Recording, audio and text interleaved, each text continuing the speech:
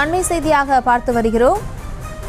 அமமுக சார்பாக போட்டியிடப் போகும் வேட்பாளர்கள் யார் என்ற தகவல் வெளியாகியிருக்கிறது. பாஜக கூட்டணியில் அமமுகவுக்கு 2 தொகுதிகள் ஒதுக்கப்பட்டுள்ள நிலையில் தேனி தொகுதியில் அமமுக சார்பில் டிடிவி தினகரன் போட்டியிடுவதாக தெரிவிக்கப்பட்டிருக்கிறது. இது தொடர்பான மேலும் விவரங்களை செய்தியாளர் ராஜேஷ் வழங்கிட கேட்கலாம். ராஜேஷ் வணக்கம். மேலும் விவரம்.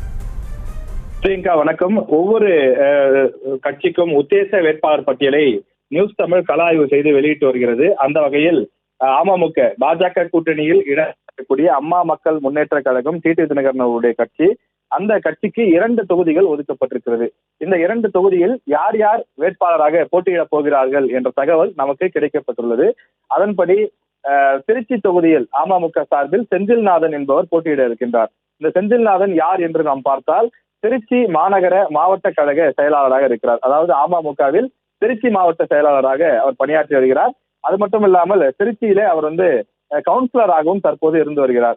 பிஇ படித்திருக்கக்கூடியவர். MBA லண்டனில் MBA படித்த ஒரு வேட்பாளர், தொடர்ந்து ஒரு செல்வாக்கான ஒரு வேட்பாளர் என கட்சியினர் குறிப்பிடுகிறார்கள். எனவே அந்த அடிப்படையில் அவரை தேர்வு செய்திருப்பதாக குறிப்பிடுகிறார்கள். முன்னதாக சாருபாலா தொண்டைமான் நிறுத்தப்படுவதற்கான வாய்ப்பு இருப்பதாக தகவல்கள் வெளியாகி இருந்தது.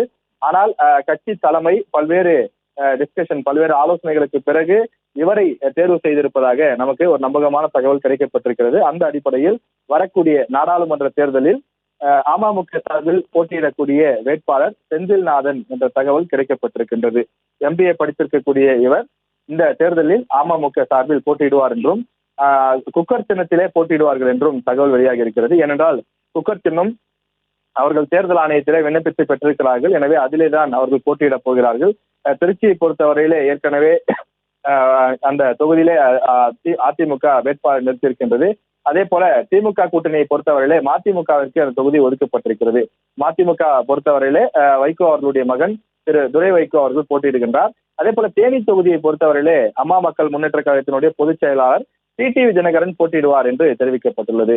டிடிவி தினகரன் தேனி தொகுதியிலே போட்டியிடுவார் என்றும், அதே போல திருச்சி தொகுதியிலே செந்தில்நாதன் போட்டியிடுவார் என்றும் தெரிய வந்திருக்கின்றது. அமமுக பொதுச் செயலாளர் டிடிவி தினகரன் தேனி தொகுதியிலே போட்டியிடுகிறார்.